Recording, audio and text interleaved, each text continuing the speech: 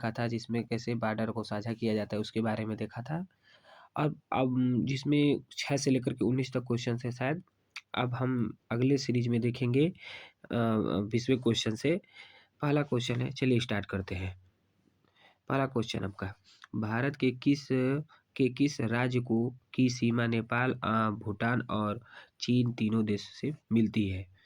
तो भारत की जो 3 पड़ोसी देश हैं, उसे ऐसा कौन सा राज्य है जो तीनों देशों से सीमा साझा करता है? तो सिक्किम है। भारत के मानचित्र को देखने से स्पष्ट होता है कि सिक्किम राज्य की सीमाएं तीनों देशों से, नेपाल, भूटान एवं चीन से क्या होती हैं? मिलती हैं। ठीक है, अब आगे क्वेश्चन देखेंगे।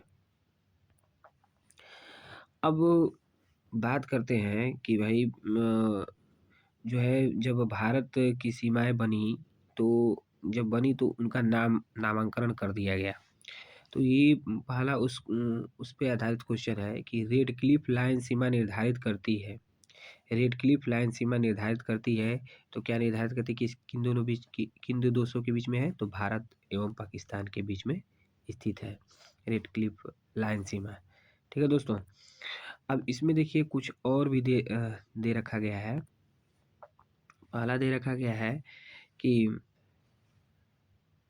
पाकिस्तान रेड क्लिफ लाइन, उत्तर कोरिया, दक्षिण कोरिया 38वीं समांतर रेखा भी दे रखा है, संयुक्त राज्य अमेरिका कनाडा 49वीं समांतर दे रखा है, भारत चीन के बीच में मैकमोहन लाइन।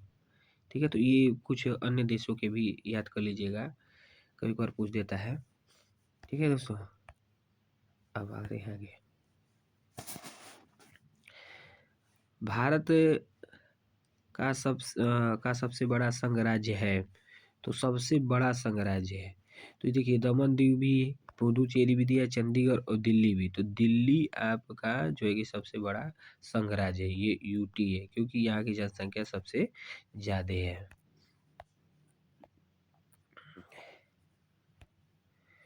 अब यहाँ पे देखिए, उपयुक्त विकल्प में सबसे बड़ा संघ राज्य क्षेत्र दिल्ली है, जिस का क्षेत्रफल 1483 किलोमीटर है। जनसंख्या की दृष्टि से दिल्ली भारत का सबसे बड़ा संघ राज्य क्षेत्र है। मैं बताया था ना, सबसे बड़ा संघ राज्य क्षेत्र है। और क्षेत्रफल की दृष्टि से, अगर क्षेत्रफल की दृष्टि से देखा जाए तो सबसे बड़ा कौन है? अंडमान निकोबार है, जो 8249 वर्ग किलोमीटर है। अब आते हैं, अगला क्वेश्चन है, भारत में सबसे लंबी तटरेखा वाला राज्य कौन सा है? तो सबसे लंबी तटरेखा वाला राज्य, तो ये भारत का नक्शा आप देखे होंगे, ऐसे करके बनता है। ठीक है, तो ये भारत का नक्शा है, तो इसमें आप देखेंगे ये गुजरात है। तो गुजरात का जो तट होता है, ठीक है, जिसकी लंबाई कितनी है? 1214.7 किलोमीटर के नियर अबाउट है। तो ये गुजरात की जो तटीय सीमा है, ये सबसे क्या है? लंबी है। तो ये हमारा ऑप्शन कौन सा? सी सही हो जाएगा। इसका थोड़ा सा फैक्ट जान लेंगे, फैक्ट के बारे में देखेंगे। अरे कि भारत में सबसे लंबी तटरेखा वाला राज्य गुजरात है। न्यूनतम तटरेखा वाला राज्य गोवा है, जो इसकी 151 है। भारत के कुल 9 राज्य तटरेखा से लगे हैं, जो इस प्रकार है कि 1214.7 किलोमीटर उसकी लंबाई है। और आंध्र प्रदेश जो तट सीमा लगता है, वो कितना है उसका? 973.70 किलोमीटर है। और जो तमिलनाडु से 906 और महाराष्ट्र से 652.60 किलोमीटर जो है समुद्री तटरेखा की लंबाई है। ठीक है दोस्तों, अब आगे बढ़ते हैं। ऐसे ही आगे भी कर्नाटक में भी दे रखा है, उड़ीसा हो गया, कर्नाटक हो गया, महाराष्ट्र हो गया, पश्चिम बंगाल हो गया, गोवा हो गया, जितने भी तटवर्ती राज्य है। मैंने कल आपको बताया था कि भारत के कितने ऐसे राज्य हैं जो समुद्री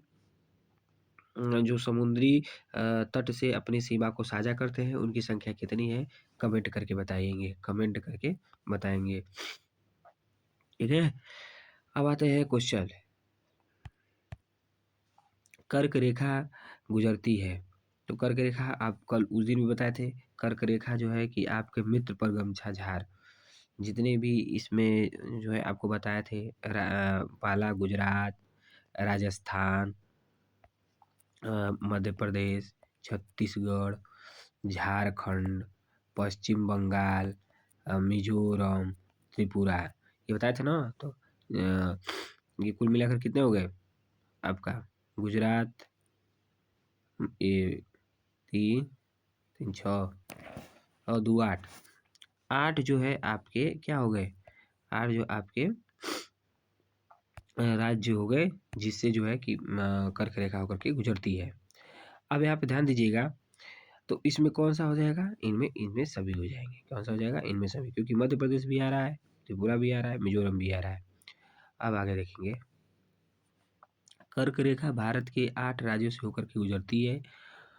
ठीक है, उनके नाम इस प्रकार हैं: मिजोरम, त्रिपुरा, पश्चिम बंगाल, झारखंड, छत्तीसगढ़, मध्य प्रदेश, राजस्थान और गुजरात। ठीक है।